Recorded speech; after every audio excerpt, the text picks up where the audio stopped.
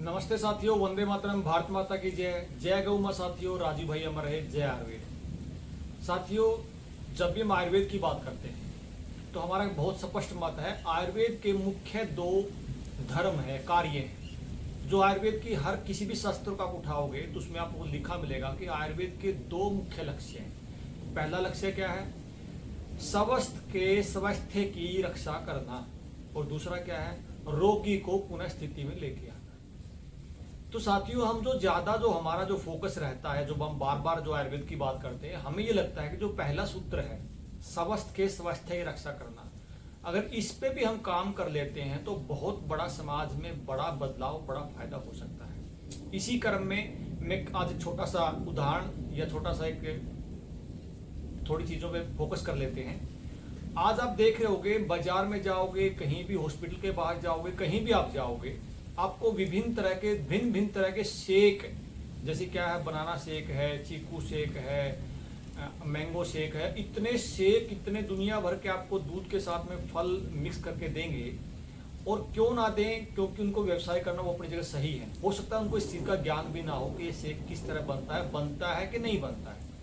अब हम क्या करते हैं, हम घूम फिर के बहुत सारी चीजों पे सोचते हैं जी, चलो हमने फास्ट फूड नहीं खाना है, तो हम फास्ट फूड के बदले में हम अच्छी चीज खाने के लिए और शेक पे कहीं कहीं जब भी दुकान पे जाते हैं, फ्रूट्स की दुकान पे जाते हैं, तो हमें शेक को हम ये सोचते हैं कि चलो ये चीज हम अच्छी खा रहे हैं।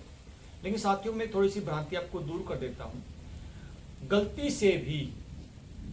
से भी आप शेक, दूध के साथ जो शेक बनते हैं, ये ना लें, आपसे निवेदन है। क्योंकि किसी भी शास्त्र में किसी भी ऋषि ने इस तरह के किसी शेक का जिक्र नहीं किया। अगर मैं और बड़ी बात करूं तो जो बनाना शेक है, जो केले का जो शेक बनता है, वो बन ही नहीं सकता, विरुद्ध आहार है। और इसमें जो गांठ बनती है लिम्फॉइड की, कई बार जो छोटे छोटे शरीर में गर्दन पे जो गांठ बनती है आजकल, या जो कफ के रोग बहुत ज्यादा आते हैं बच्चों में, इतने नुकसान हैं बनाना शेक के या चीकू शेक के, इनका कोई कहीं वर्णन नहीं है और ये विरुद्ध आहार में गिने जाते हैं।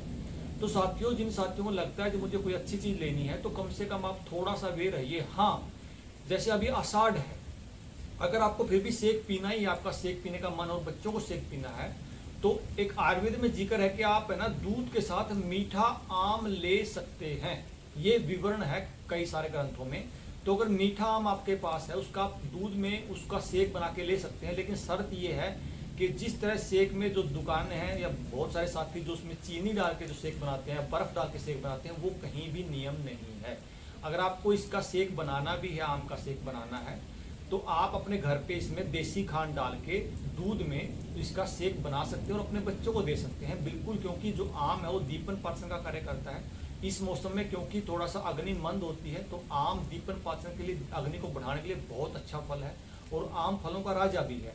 तो इसलिए आप सिर्फ आम के शेक को या आम को दूध के साथ ले सकते हैं। बाकी किसी फल को बिना किसी शास्त्रकार के या बिना किसी आयुर्वेद के अच्छे जानकार के आप निवेदन आपसे, आप भिन्न भिन्न तरह के शेक ना अपने घर पे बनाइए।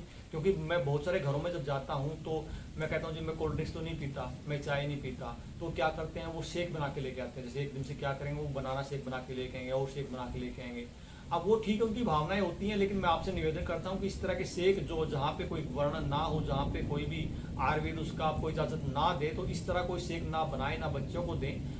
और अब तो शेक का बहुत ज़्यादा ट्रेंड भी चल गया है, लेकिन आपने ध्यान रखना, अगर आपको केला खाना, केला बहुत अच्छा स्वास्थ्य के लिए, कोई दो राय नहीं है। अगर अग्नि अच्छी है, भूख अच्छी है, तो केला इस मौसम में खाया जा सकता है, क्योंकि बलवर्धक है, बल बढ़ाता है।